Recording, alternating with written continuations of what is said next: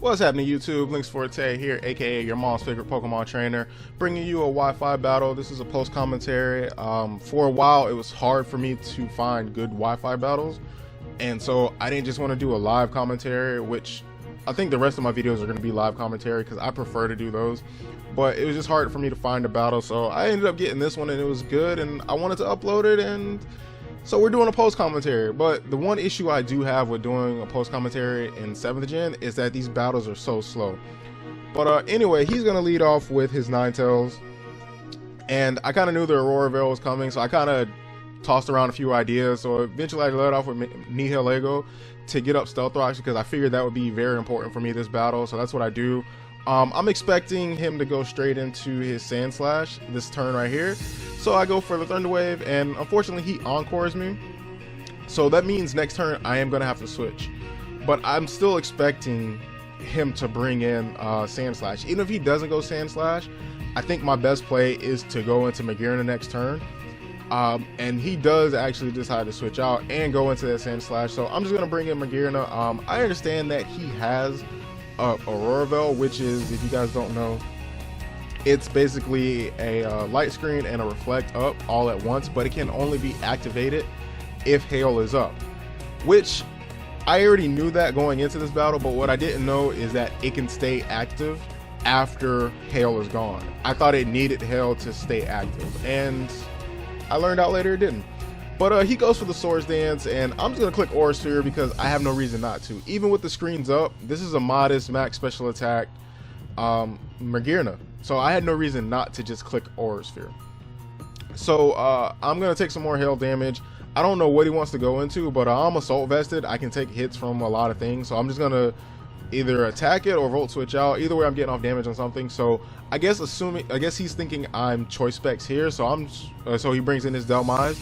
I'm just going to click Volt Switch here, and I really don't know what to go into, but I'm going to go into my Marowak, because even if he wants to go for a Ghost Attack, I know I can take a hit from it, because Delmise, you know, normally, depending on its investment, but I don't see too many people as of right now running max attack on it. They're running like max HP, max defense, or max HP, max special defense.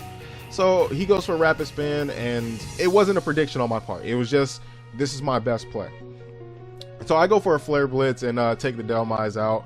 He brings in Hydreigon, and I really don't have anything to switch in on Hydreigon. I'm looking through my team. I don't want Magearna to take a Fire Blast or a Flamethrower, so I just let Marowak go down.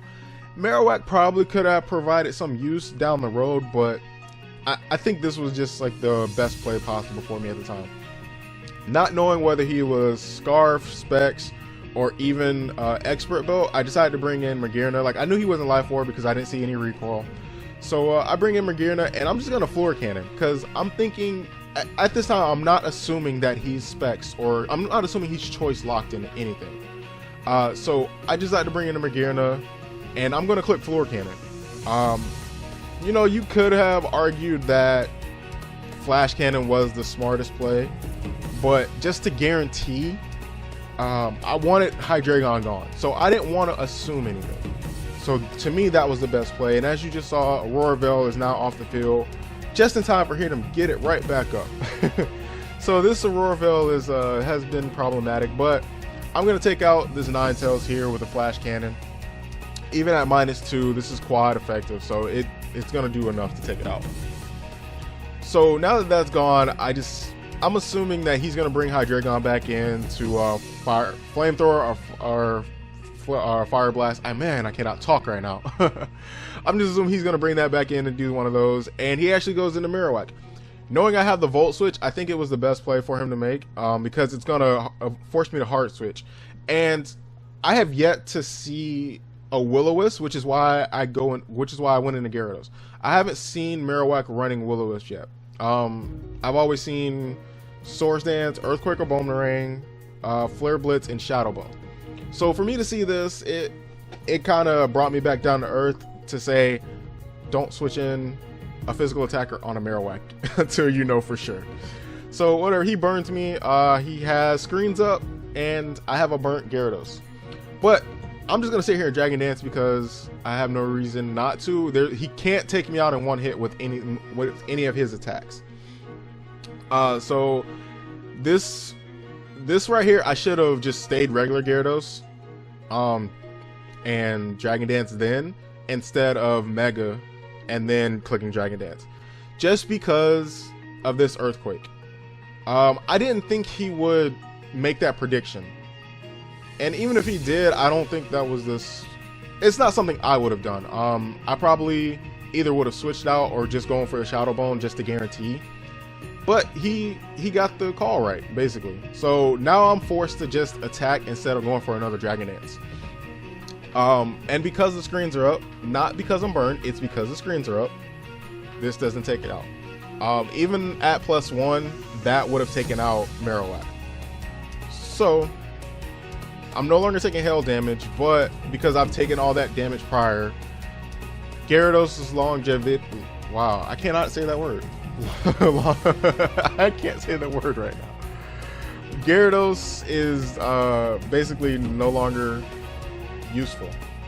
It took out the Marowak, which is great, but I don't know if Hydreigon is Scarf or Specs, and he brings it in, and I'm just thinking, if he's not Scarf, I can get off Earthquake and get 5 points of damage off. But he does in fact reveal that it is Scarf, and he U-turns out, and I think his only other Pokemon after this is Tapu Lele, so he has to bring that in.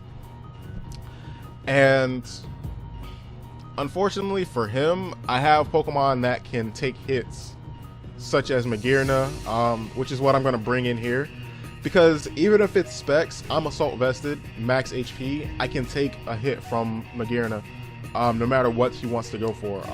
Psychic, I take the hit. Focus Blast, I take the hit, and he actually surprises me and hits me with an HP Fire, which I probably should have known, considering that all his Pokemon were shiny. That I should have known that these were Gen Pokemon and that he would have the HP Fire. But I think long term, Tapu Lele will not be running HP Fire, just because once Pokebank comes out, that Heatran is going to be a good counter for it, in my opinion. Like, it'll either start running HP Ground or it'll run just Focus Blast alone. Like, you'll see soon that he has Focus Blast on his Tapu Lele. And also, speaking of the screens, like I said, I didn't know they stayed around after, so that Thunderbolt should have did a little bit more. Even though it's a resisted hit, it still should have did a little bit more. But I'll get back to the Tapu Lele running Focus Blast in a minute. This Hydreigon, I look at it and Nihilego is no longer useful to me, and I'm thinking this Hydreigon is going to do a lot more than it actually did. So this was actually a godsend for me, because I'm able to take another Dark Pulse and Sludge Wave him back. And it was lucky that I didn't get flinched there, because not saying I would have had an issue, because I could have just gone out Magearna. Magearna won the game from this point, but it just allowed me to take it out and not have to take any more hits. Like Magearna or Raichu, once Hydreigon was gone, Magearna won. Or yeah, Magearna won. If it wasn't, had he flinched me, I just brought in Magearna, take it out. He possibly took out Magearna with Tapu Lele, like this Focus Blast. And then I just bring in Raichu to finish it off there. But it's not a big deal. He takes me out with the Focus Blast. And like I said, he has both of them. I'm sure the other move is Psychic plus something else, maybe Shadow Ball, I don't know. I don't think this Focus Blast mattered. I think I had enough HP to live the hit. But I don't know. It's hard to really say if something doesn't hit. So, but anyway, good game, man. Like I said, I think in the future, HP Fire won't be as common on Tapu Lele, just because Heatran will be a thing once Pokebank comes out. Anyway, this is Link's Forte. If you liked the video, like, comment, subscribe. I have a live Wi-Fi battle coming to you guys tomorrow. Once again, your mom's favorite Pokemon trainer. I'm out. Peace.